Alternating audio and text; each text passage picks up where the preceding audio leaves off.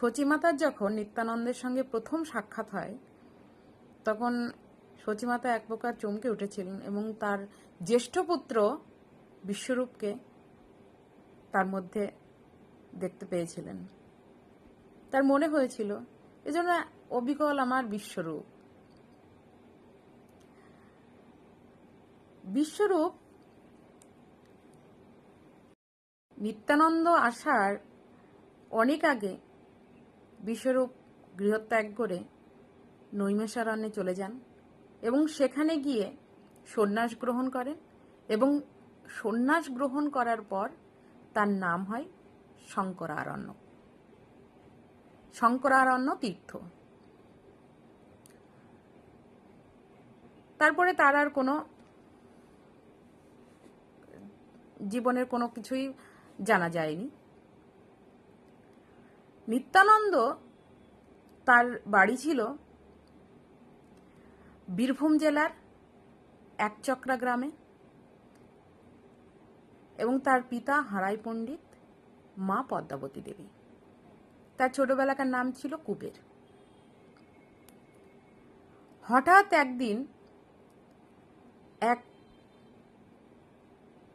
সন্ন্যাসী তার গৃহে আসে। পণ্ডিত তাকে অন্ন গ্রহণ করতে বলায় তিনি প্রথমত অস্বীকার করেছিলেন, কিন্তু পরবর্তীতে তিনি অন্ন গ্রহণ করেছিলেন একটা শর্তে। আমার যখন সেবা হয়ে যাবে, সেবা অন্তে তুমি তো আমাকে দক্ষিণা দেবে, সেই দক্ষিণা যেন আমার মনের মতো হয়। তো হারাই পণ্ডিত রাজি হয়েছিলেন এবং প্রথমত তিনি জানতেন না যে তার দক্ষিণা কি হবে, কি দিতে হবে।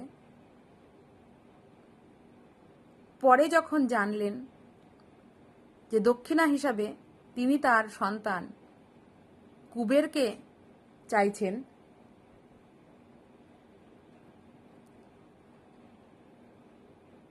যেহেতু তিনি প্রতিজ্ঞাবদ্ধ,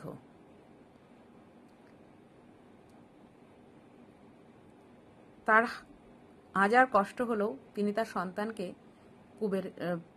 কুবেরকে তার হাতে তুলে দিয়েছিলেন। সন্ন্যাসী কুবেরকে নিয়ে চলে গেলেন। পরবর্তীতে শোনা যায় যে সন্ন্যাসী কুবেরকে নিয়ে গিয়েছিলেন সেই সন্ন্যাসীর আর কোনো খোঁজ পাওয়া যায়নি এবং তিনি ছিলেন শঙ্করারণ্য এবং তিনি কুবেরের মধ্যে বিলীন হয়ে যায়। নিত্যানন্দ বহু তীর্থ পরিদর্শন করেছেন, বহু তীর্থ ভ্রমণ করেছেন এবং পরবর্তীতে তিনি নবদ্বীপে এসেছেন। এসে নিমাইয়ের সঙ্গে সাক্ষাৎ করেছেন এবং নিমাইয়ের সন্ন্যাস গ্রহণের পর তিনি প্রথমত ছিলেন এক দণ্ডধারী সন্ন্যাসী।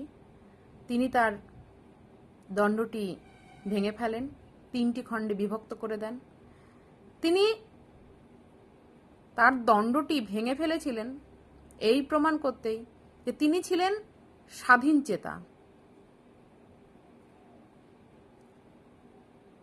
চেতা সন্ন্যাসী। তিনি এবং তার আর এক নাম ছিল অবধূত, তাকে অবধূত বলা হতো, নিত্যানন্দ অবধূত। এই অবধূত হওয়ার কারণ তার অদ্ভুত আচরণ, তার অদ্ভুত আচরণের জন্যই তাকে অবধূত বলা হতো। তিনি শাড়ি পরতেন, তবে কাঁচা দিয়ে পরতেন। তিনি অলংকার পরতেন, হাতে, গলায়, কানে অলংকার সজ্জিত থাকতেন এবং তার যখন যেটা মনে হতো তিনি তখন সেটা করতেন। তিনি ছিলেন স্বাধীন। এই অদ্ভুত আচরণের জন্যই তাকে অবধূত বলা হতো।